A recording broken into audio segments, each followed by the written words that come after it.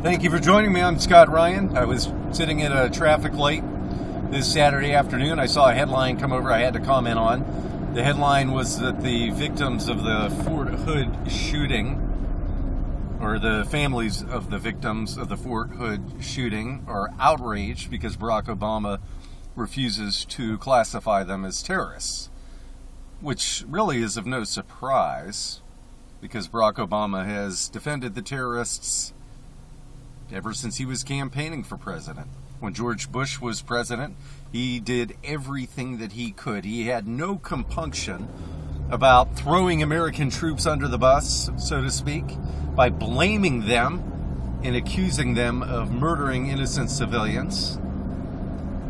He has always given deference to the terrorists, except for that PR stunt with Osama bin Laden, where he leaked classified information so that he could create campaign propaganda.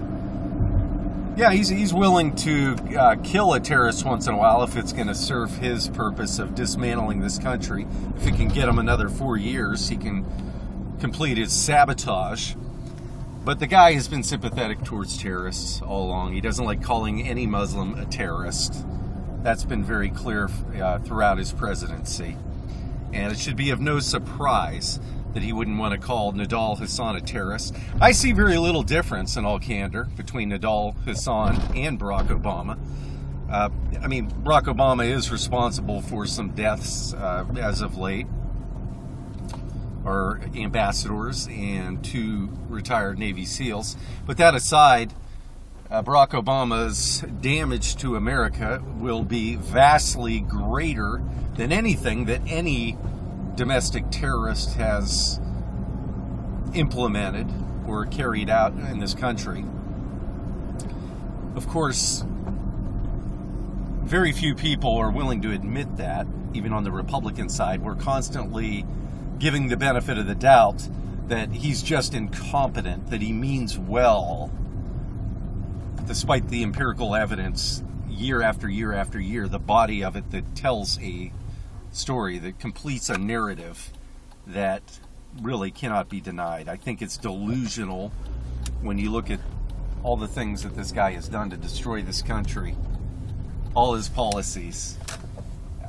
It's pure denial, and it's based upon the fact that the left has successfully inoculated Obama and themselves. They can do anything that they want to do, and they always get the benefit of the doubt that they mean well, despite its destructive nature and despite the clear hatred for America and the Constitution and the things that made this country what it is, that made it great.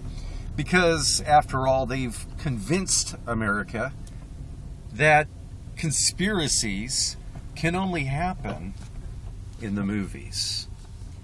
Conspiracies certainly couldn't happen for real.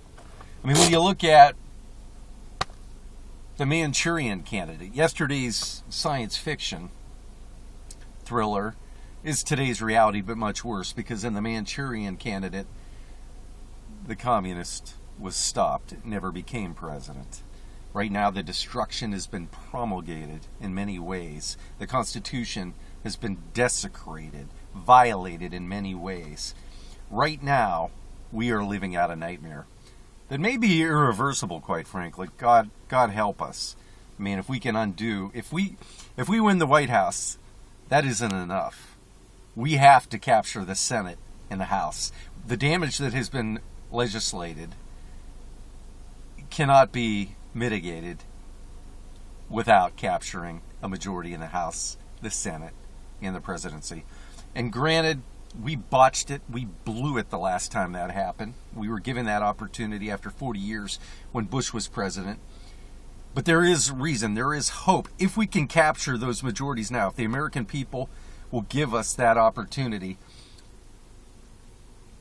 the movement that has happened over the past couple years, what they call the quote-unquote Tea Party movement, I prefer to call it the conservative movement,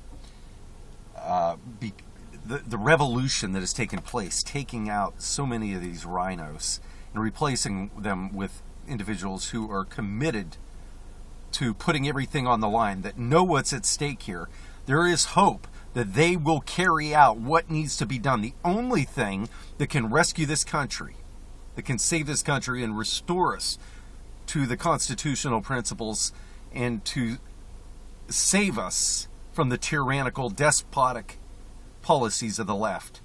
These people are willing to do what it takes, even if it means sacrificing their political futures. It can't be about politics. If it's about political futures, then we lose. And I think that we have enough of those patriots. We have extricated the liberal, compromising left. There's still some out there, but I think that we've extricated enough of them that it's possible that we can actually get it done. But we have to win the White House. We have to win the Senate. We have to keep the majority in the House. That is the only hope. And only God can do that. If He is on our side, if we are not given over to the depravity of this nation that is really taken hold over the past decades, if we are given another chance, that will happen. And that's the only way that'll happen. Thank you for joining me. I'm Scott Ryan.